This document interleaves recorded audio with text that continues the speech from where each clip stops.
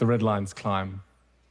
Death stalks the fields of Ukraine and the streets of Gaza. Famine looms in Sudan. And in the Middle East, the drums of war sound louder by the day. Habitats shrink, democracy's flame sputters, authoritarianism and intolerance rear their ugly heads. Millions flee disaster and persecution. The debts mount. International cooperation falters. Everywhere we look, there are reports of decline. Are we headed for disaster? Well, your answer to that question probably depends on where you've been getting your news, because here are some other stories from the last 12 months, some other reports of decline that you may not have heard about.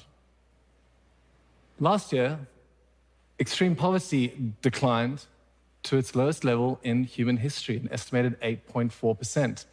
Deforestation across the entire Amazon basin declined by 55%, and violent crime in the United States declined to its lowest level since the 1960s. In the last 12 months, a record number of countries have eliminated a disease, including for the first time ever, hepatitis C by Egypt and black fever by Bangladesh. And global AIDS deaths have declined to their lowest level since the 1990s, down by more than 2/3 since their peak. When I was in high school, that was the world's deadliest infectious disease, and now we have the power to end it. So maybe you've been feeling despair over climate change or the fear of fascism rising like Dracula from the coffin of resource overshoot and political decay. But last year, carbon emissions in advanced economies declined back to the same level as 50 years ago. Cancer death rates in America and Europe declined again. And air pollution is now falling in 21 of the world's 25 biggest cities. Alongside those declines, other things have been on the rise. There are 50 million more girls in school today than there were just under a decade ago. And last year, 418 million of the world's children got fed at school. That is almost 1 in 5. This year, it's going to be even more. Since we were last all gathered here, millions of people have gained access to water. Tens of millions of people have gained access to electricity. Estonia and Greece have legalized same-sex marriage. It looks like Thailand and Japan are going to be the next two on that list. And at least 10 countries in the last 12 months have passed laws expanding the rights of women, including France, which recently became the first country to enshrine reproductive rights into its constitution.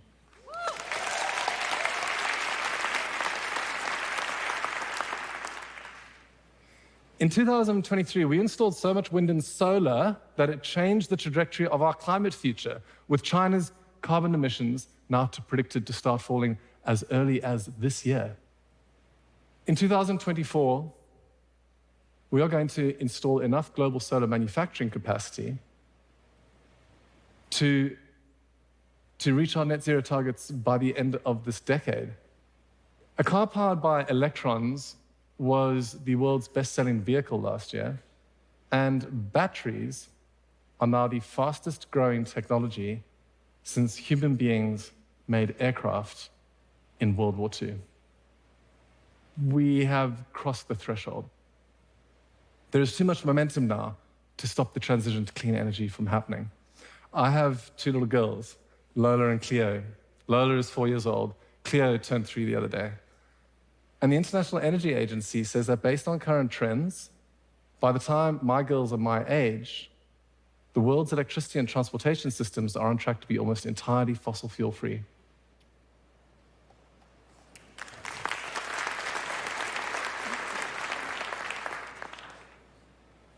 We are not doomed. Did you know that 2023 was arguably the greatest year ever for conservation? We protected huge tracts of land in Alaska, the Amazon, Southern Africa, and the entire Tibetan Plateau, which is an area larger than all of Western Europe. We created new marine protected areas off the coasts of Mexico, Chile, Panama, Dominica, South Georgia, Spain, Ireland, the Congo, Australia, Papua New Guinea, New Caledonia. In the last 12 months, there have been hundreds of stories of cities being regreened, of farmland being rewilded, of rivers being cleaned up, islands being restored. And the populations of every single one of these species is now either recovering or on the rise.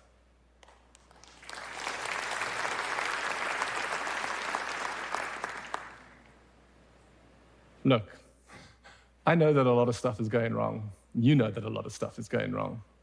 This is not some weird attempt to cancel or balance out the bad news. But here's an idea. If we want more people to devote themselves to the task of making progress, then maybe we should be telling more people that it's possible to make progress. If you're halfway up the mountain, you don't just stare at the top and say, oh my gosh, it looks so steep. You look back and you remind yourselves how far we've already come.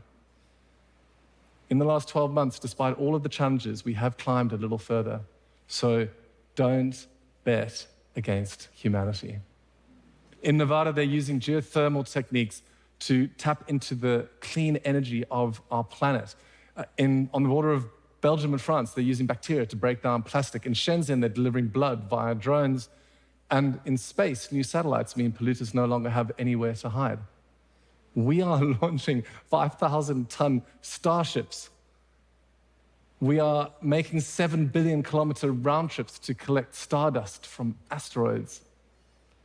We can perform miracles, enabling paralyzed people to walk by reading their brainwaves and sending the signals to their spine. We've mapped a quarter of the entire ocean floor, and NVIDIA's new Blackwell chip has as many transistors in it as there are stars in the entire Milky Way.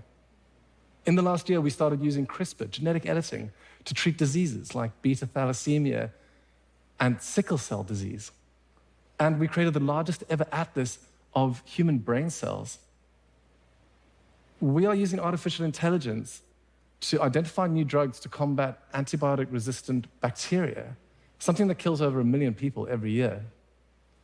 2 years ago, I almost lost my life to a bacterial infection. I got lucky. In the future, many more people will be able to say the same. I mean, we just used artificial intelligence to decipher the contents, the charred remains of the 2,000-year-old Herculaneum scrolls. And I don't know, maybe this is all boring to some of you, but to me, it really is indistinguishable from magic. Our scientific instruments are sensitive enough now to see plants speaking to each other and to detect the gravitational waves from the collisions of supermassive black holes. All of a sudden, we know that we are humming in tune with the entire universe, that each of us contains the signature of everything that has ever been. Progress is possible.